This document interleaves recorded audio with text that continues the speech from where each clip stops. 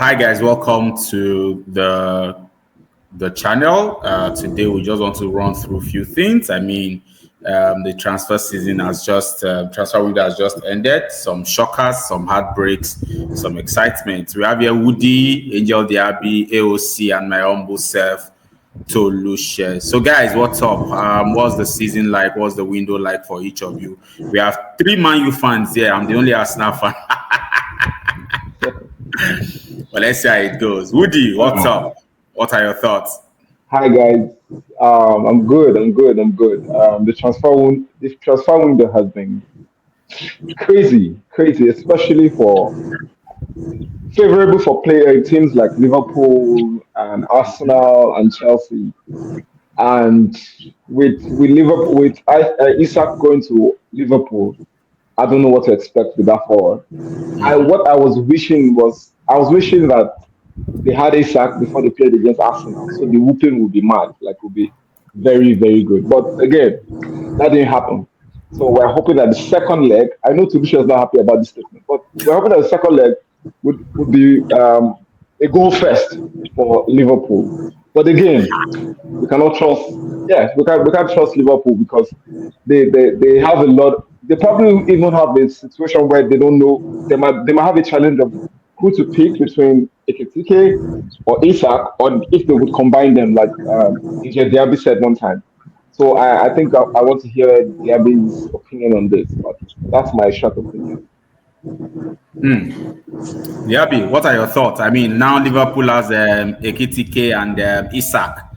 Those are two fantastic guys. How do you think Slot will be able to line these two guys? Because I'm foreseeing the kind of challenge that I think City had at some point where they had so many prolific strikers. There was Aguero. I can't remember who they had then again, and it was almost as Madrid. Sorry, forgive me, Madrid. There were so many strikers. I think PSG also suffered the same fate.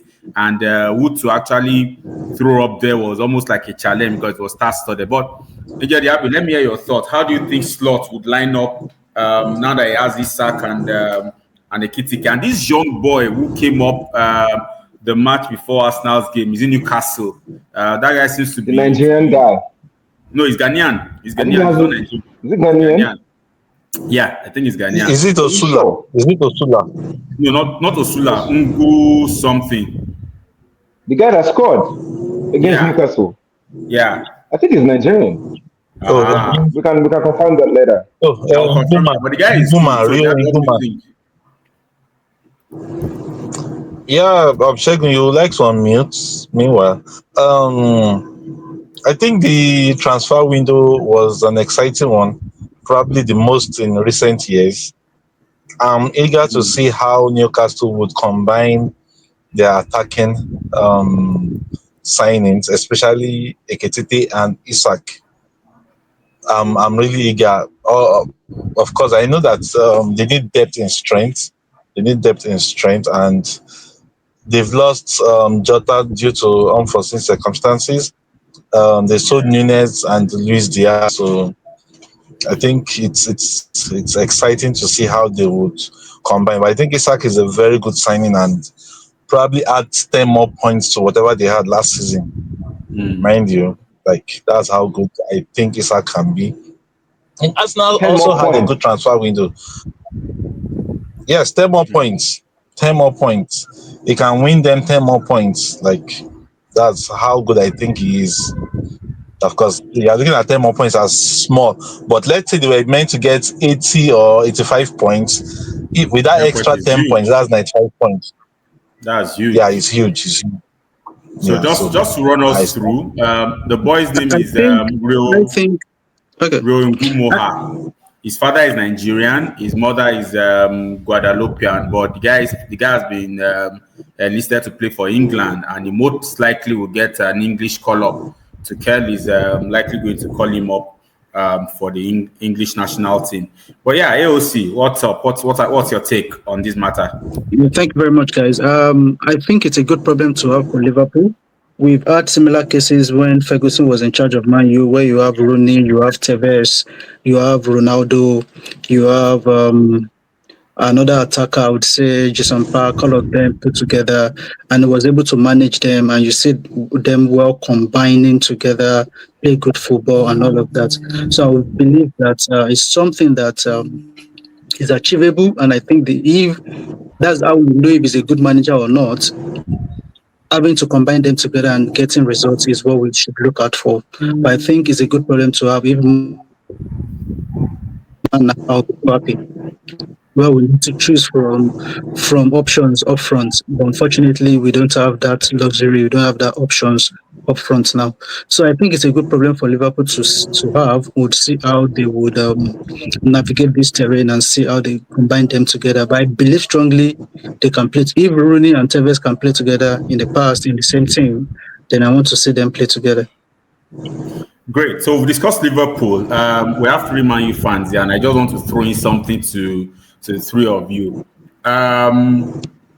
You know, I was scrolling across social media, and I saw some games of your former goalkeeper. What's his name again? Yeah. Yeah. De Gea. And I sat and I said to myself, how did Man United go from De Gea to Onana? Yes, just like every other goalkeeper, sometimes there are flops, right? But you can't deny the fact that in the most recent times, that guy was actually prolific for Manchester United. I'm going to confess to Diaby because he's always critical of Onana, and I want to ask: do you think that Ederson was better than De Gea, and why did you guys let both of them go just like that to have Onana?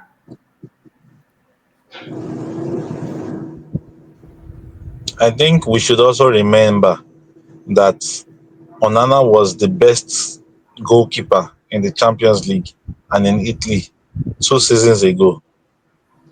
And beyond, I think what United needs to look at now when making signings, beyond the quality and beyond your attributes, what can you bring? I think they have to also consider personality, especially under pressure. Because the only thing I can explain with our signings are they crumble under Old Trafford pressure. Our fans are demanding. Any misplaced pass, there's a pressure. Any misplaced miss, there's a pressure. So I think we just need to look at, can the players we have, probably we need to go and start signing players from Brazil that plays in those big stadiums, all those Maracana stadiums, all those Japanese stadiums that has 120,000 fans. Because you can't explain why we saw the McTominay that was struggling at United has become a star in Napoli, getting shortlisted for the FIFA Ballon d'Or as well. And who do we have? We have the like of No, Ugarte. I don't even understand. Like, to I think need that to that same interrupt you on Ugarte, that. Chelsea was fighting with United to sign him at that time. So I think I won't say the players are. I just think the pressure. We just have to look at the pressure. Can players play under that pressure? That's it for me. But don't you think that? Don't I you don't. think that? Sorry, guys. Don't you think that most players who have left Man United in the most uncomfortable ways recently have been doing well in their various clubs? Can I speak on that? Yeah, that's why I First thing, said I pressure. go ahead. Okay, James, I'm with you. Okay, yeah. Can I? So, first of all, I think there's a whole lot of difference between the English Premier League and most other leagues.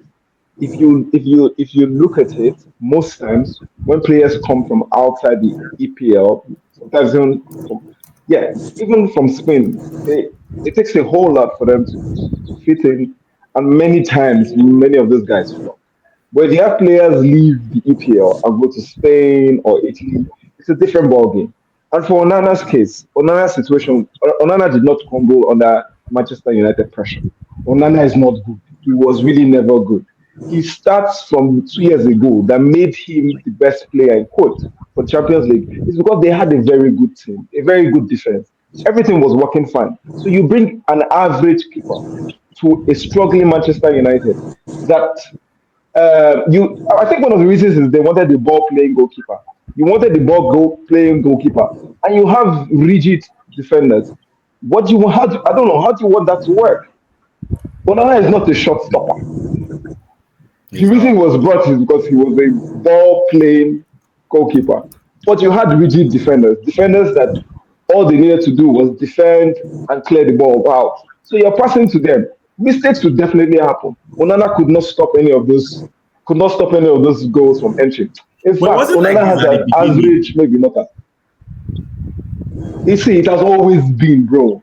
We just did not notice it. It has always been. Onana was always every time he concedes, he concedes at least 2 goals. If he does not concede, okay, clean sheet, good. But at least 2 goals, and he has continued this season. Onana is not a good goalkeeper. He is nowhere close to the gear.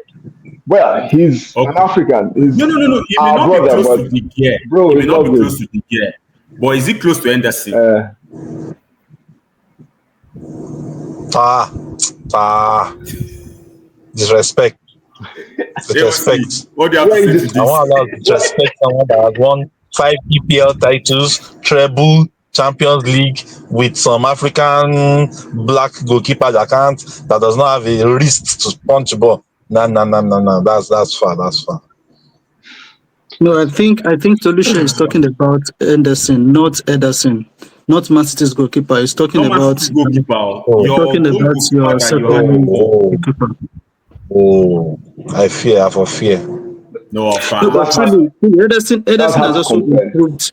Ederson has also improved drastically. I would have even preferred him as a number one goalkeeper now compared to Onana. I think we fell for the delusion of a ball playing goalkeeper, and we fell for No, it. you guys And are getting it wrong.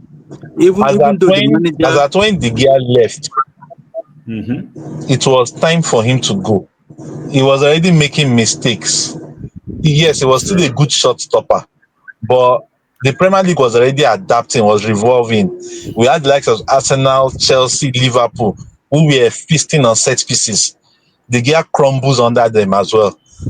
He had issues playing out from his kicks. I remember FA Cup final, before the one, I think Eric Ten Hag's first FA Cup final. The second goal was Yeah. his fault. The first goal, his poor goalkeeping, his poor kick led to that goal. So De Gea was always at fault. It was time for him to be changed, but it was who we now replaced him with that was the issue.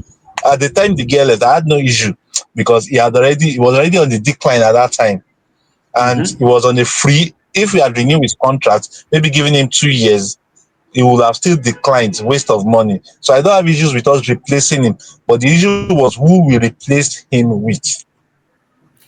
Okay. Enough of Onana, right? I think we also made the mistake of not giving Ederson a chance, A chance. right? Because if you have Mm. homegrown players, if you have homegrown players and they've been in the academy, they've grown over, through the ranks, and you are not giving them opportunity, I think, and that wasn't United's culture. United we were used to grooming our players and giving them opportunity to play. But I think Ederson was not also patient for the team. Was not patient enough to claim his spot. But he's really doing great now. He's really doing great. Okay. So let's leave Yeah, two Onana. trophies. Two trophies. I want to pick your thought on something. So I saw in the news that a particular club is bidding for Leandro Trossard at 22 million. And I remember that we got this guy for 20 million with 7 million add-ons. I think that's very ridiculous and insulting to be bidding for Trossard at 22. What are your thoughts, guys? I don't think it's ridiculous. I think it's a fair price. It's a fair price, being that first he's getting older. That's number one, and they are trying to relieve this guy of his misery. He only comes off the bench. As good as he is, he only comes off the bench. They're giving him a lifeline, a way out. That's what I say. I don't think it's ridiculous. Honestly, what value is he bringing to the table that you want to price him up above the amount? What's his contribution? No, Yes, no, he's no, a no, no. fantastic, I Has would. he he's a even played fantastic this player. He's season? a good player, but just like the way we sold Garnacho, if Garnacho was playing and there was no issue around Garnacho, that guy would have gone for maybe 70, 80. we sold for because of the situation. He wasn't playing regularly. He had issues. Trossard is not is a team's a squad member, not a first team player. So what do you expect? What do you See, expect? Trossard, So you're saying that no, because of age, right? Yeah, well, age, but he absolutely. has the quality of the first team player. He has the quality of a first team player. But I think Arsenal doesn't sell well. Maybe not in APL, not in top four, top five, top six, top seven APL. Maybe somebody like Anthony that will go into Spain and break into. Maybe Trossard can go outside of England and then it makes the team there. Not in APL. Okay, So, let's leave EPL for I have a now. question for AOC. One last question, please, for AOC. Why do you think Trossard is not good enough? I remember all the when they are having issues, Arsenal is having issues, and they bring him in. He does magic. I think he's Is a it first team player. consistent I with think his he's really magic? good. I think one of the disadvantages I see is the fact that he's not his pace is not fast enough for EPL. He plays even when he was playing in what's his name in Brighton. He came from Brighton, right? Yeah. So he Yeah, sure. plays, he plays. It takes his time. He's not somebody that does the kick and follow football that we do in England. Yeah. It takes his time, so he's not going to run the way Martinelli is expected to run, or the way you see Saka running and all of that. So pace is one of the things that I see that is working against him. Okay, I get. Okay. You can go ahead, Quickly, Felicia. Boniface to Werder Bremen. What are your thoughts before we move to the fixtures that we have this weekend? International break. Oh no, No, we no. have international break. Boniface. Oh Yes, yeah, international break. Yeah, Boniface to Boniface. Werder Bremen. Yeah. What are your thoughts? My own question is, I don't have any why did thoughts. he fail his It's a social media peak. Make me enjoy life there. The social media yeah, thing. why did he fail So his you need to medical test? understand that Is it ACL? different clubs have different settings for their medicals, right? So they never came out to tell us what aspect of the medicals he failed, and that's why I was very very surprised when people were I coming on think Twitter. from what I heard or read, they said he had done some surgery on his knees, which is Yeah, actually true. yeah, During his time at Leverkusen, so they said with those surgeries, they can't offer him a long-term contract because it could relapse as well. So that was where the agreement failed. Kind of. That's what I heard. Though. yeah. I think I heard that too. But I mean, I think he's going to play well for Werder Bremen. I mean, I don't think that Boniface is a bad player. He plays like Okocha in terms of enjoying the game. You know, he just enjoys himself on the field as against the pressure of trying to show off and all. And I don't know what you guys think, but that's my thoughts about how Boniface plays. I But please, give what him is two. wrong with I give Leverkusen? him Why are they two. selling all their players? I give him two more Do they civilians going want to to end up in relegate? Saudi. Like they've lost almost all the players that gave them an incredible season, and I'm like, and they expect Ten Yeah, Hag to do they stay. want to relegate? Like, what would Ten Hag be doing? But I think that guy is the coach that is cashing out at the moment. He has left two clubs and he has left with good money. Yeah, determination clause will be very high because Yeah, it's just 2 games, just probably 2 months into his tenure. I think he got 9.6 or 6.9. I can't remember now from Leverkusen, and the one he got from Man U was high. I think Man U was the highest. You know, Yeah, when it was because he being. just signed a new contract. Okay, let's bring this to a close, guys. So we know that there's international break. Countries are calling up their young stars. Saka is out for Arsenal. Saka is out, and a couple of other players. I think Man U still has some fit guys. Man City is going through a lot in terms of injury as well, in spite of all the guys that they have bought. But let's see what happens on the international scene. When EPL returns, Arsenal faces Nottingham Forest, Bournemouth faces Brighton, Newcastle Wolves, Everton Aston Villa, Crystal Palace Fulham, and a host of other matches. And then Burnley will be hosting Liverpool on Sunday, and Man City will be hosting Manchester United on the 14th. So we have two crackers on the 14th when the Premier League returns. The City Derby, Manchester City, Manchester United, and we have Burnley, Liverpool. Let's hope that United can step up and leverage on the current crisis that Man City is going through. I'm expecting a demolition by Liverpool of Burnley. But I mean, that is basically other things happening in other competitions. But I mean, EPL still remains the most important thing. So I think for me, the season is off to a great start. There will be shockers as usual. I feel like everybody will get their own share. I'm just angry that Liverpool always enjoys luck, because that game against Newcastle played their heart out. They were just unlucky. And the game against Arsenal, Arteta is just not a serious person, I must say, because I think he's not bold. He doesn't play like a bold manager. He tries to. All these Arsenal fans, they are very funny. You Arsenal fans, yeah. So what were you expecting him to do? Go to Anfield and attack, I mean? No. So let me explain to you. Number one, what he used Martinelli to play that day was not a winger. He used him to play defender. If you check that game very well, the only reason why he can tell me he left Martinelli for the entire minutes that he played is because when Calafiori goes forward, Martinelli runs backward. And that tells you that he's used to playing with Saka, because that's what Saka does as well on that wing where he puts, what's his name? Madueke. Now, my problem with Madueke is he's good, he's skillful, he's fluid, but he doesn't have good finishing. I think that he should have brought in Eze quickly. Merino should have left the pitch.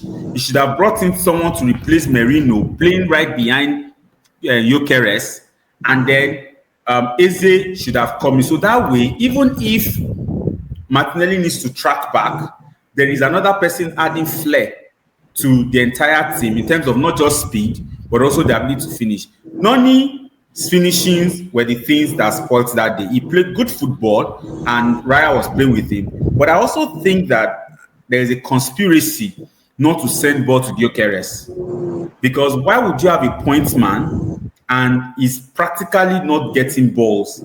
Same thing happened in the game before this. He practically had to fight for ball, except for when he now scored, which was given to him there, and see how fast he had to run to get that ball, because this guy has the speed as well. So it just appears to me like the guys are playing what they are used to, or they are playing strictly according to Arteta's instructions.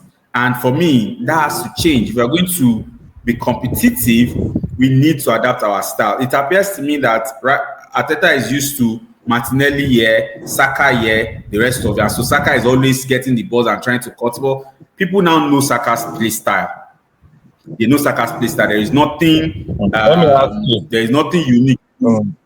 Yeah. Let me ask you, Toluche. If Arsenal in that game, you know how the game was won, right? It was a fantastic free kick. Yeah. Let's say in that game, with that tactical play that Arteta did, if he had gotten away with a point, would it have been a very good point? Or if probably 89 minutes while Liverpool were forcing the issue, Arsenal were able to break, and just like Man City, was it last 2 seasons, a lucky deflected goal to Arsenal, would it have been a brilliant tactical win, or how would you have felt? I still would have felt the same way, because when I went to watch the match with other guys, and I said it at the very beginning, that with our poor finishing on that win, and the fact that Raya was deliberately playing with Noni, that we're going to have issues scoring. And because of the way Liverpool plays, you can't continue to defend against Liverpool alone. You must also be able to balance both. So I had the same concerns, whether we won or we lost. My concerns were still the same. Noni's finishings were bad. Good player, they were bad. You should know when to substitute, especially as the game progresses. You should know when to swap players and know what you're going for. If we had a good finisher, there were fantastic moments that Noni should have scored. Now, if Gyökeres was also getting balls as well, there were fantastic times that would have scored. But one time he tried to get the balls when he got a card. If you check that game very well, when he had to go himself to get the ball was when he got the card. Because he's okay. Let me wrap up my point by saying when Haaland got to Man City, he was played as the point man. Remember that season? And that was season that was banging in goals anyhow. And if you have checked Pep's style, until when Man City started crumbling, Pep always plays around the player. He's always playing around the setting. So every other player support or they do theirs, but you know that there is a point man. It's now that Haaland is not like the point man anymore. He's just using his presence to cause chaos on the field. But in those days, it's like when Vardy got to Leicester City as well that season, it was Vardy. Everybody was saying more to Vardy, So for me, if you spent that much to get a striker, then play with him. But it appears to me that Arteta is defense biased. Like he loves defense and he loves wings, and so he's struggling to have a point man, and maybe he's forgetting that he has a point man. Those are my own thoughts, honestly. Well, what I would just say is, I think one of our shows, probably we did not come live with it, but I mentioned Šeško would have been a better fit for Arsenal. No, I disagree. What Gyökeres does is he operates in the spaces of wingers. That is his game. He's usually in either Martinelli's space or Saka's space. He's not a figurehead 9, kind of Haaland 9, that you won't see him throughout the game, but just cause. He's not that kind of striker that plants himself in the box. He's more of... He's an active player. He's an active player. What do you say? Yeah, he's an active player. But Šeško is the type of player that he doesn't care whether he touches the ball or not. Just cross the ball and is ready to head or shoot or volley. He's always in the box. But Gyökeres is not that kind of striker. And Arsenal's kind of play is not the kind of play that you want your striker to be floating here and there. You just need someone to stay in the box and score. I'm sorry, Gyökeres is not that kind of guy, except if you remodel his game now to suit that. I've also been of the opinion that... Yeah, go on. Hear me? Yeah, I've always been of the opinion that Gyökeres is a better fit for Manchester United, and Šeško is better suited for Arsenal. But again, I'm hoping that Šeško would be able to clear people's doubt and show how good he really is, because I know that he's going to work well for Manchester United.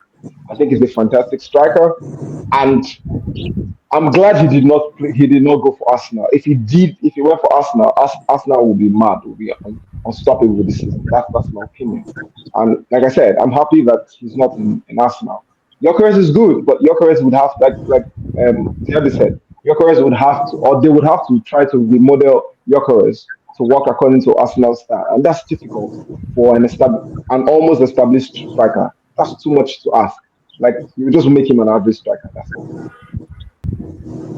But I think that it is so when you're buying a player, you understand the style of play in your club. It should influence the kind of player that you buy.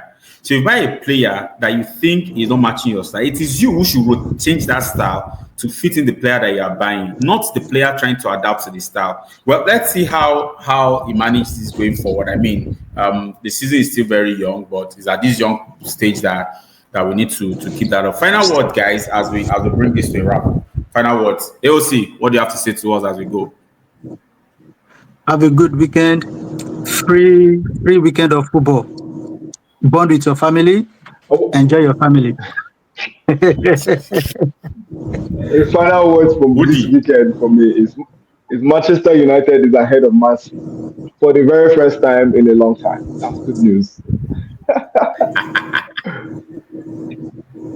Interesting. Whatever. Let me even see. Whatever you're on the table. Let me even see. No, don't worry about that. Just don't worry about that. Just let's keep it here. Ninth position. But it's okay. It's okay. Single Angel, they have your figure. final words.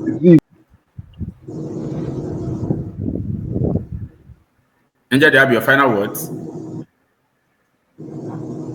Yeah, we look forward to a couple of internationals. Netherlands dropped point at home against Poland yesterday. Even though Netherlands had the whole game, there are some couple of fixtures that look enticing. I think Germany played as well, England as well. So there are a couple of good internationals we can look forward to and enjoy while we await the return of league matches too. Yes. So let's enjoy the break. Currently, Ireland is the top goal scorer as he stands in the EPL with 3 goals. Every other person behind him has got just 2 goals. And Jack Grealish has the highest assist with 4. Every other person behind him having 2. Yellow really? cards will. How many goals is Pedro having now? Pedro is his name is not even at the very top. Pedro is not even having. Okay, he's having 2 goals. 2 goals. 2 goals, yeah. And for yellow cards, we have Will Hughes from Crystal Palace, 3 yellow cards. Every other person behind him, 2. And of course, for red cards, Anthony Gordon, Ezri Konsa, and Totti Gomez. So, guys, that's it from us here at the Goalpost Gossip. We wish you a wonderful off Premiership or club football, let me put it that way, as international competition has gone. Peace out and have a great weekend ahead. Bye for now. Bye, guys.